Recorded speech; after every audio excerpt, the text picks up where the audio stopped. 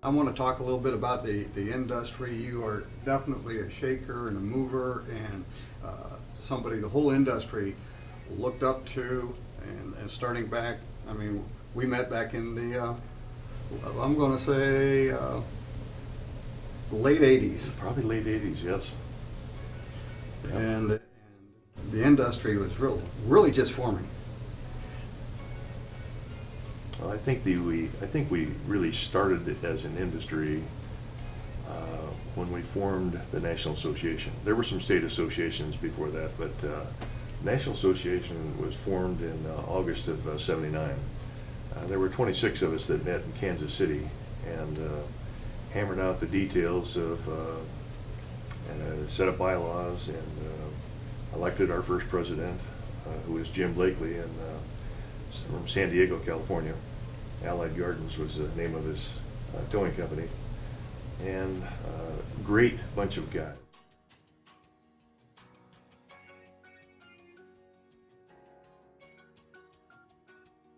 Jerry Bullock and Bruce Schneider and I are three of the TRAA founders, but yes, we formed the Oregon Tow Truck Association in 1978.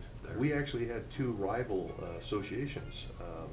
The Northwest Towing Association, which Bruce Schneider was the president of, and the Independent Towing Operators of Oregon, which I was the president of. And I convinced Bruce to join our organization, and I joined their organization, and then we convinced our board of directors to join the other organization, and then we just molded them together to form the Oregon Tow Truck Association.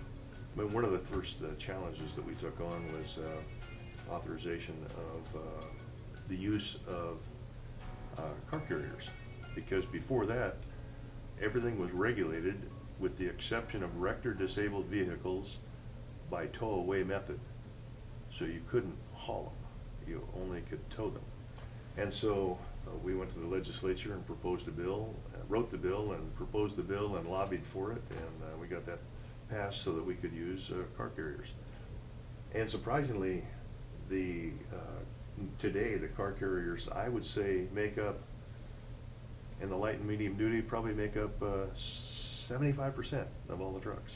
Why should all the towers out there in the towing world who are not members of a towing association, why should they?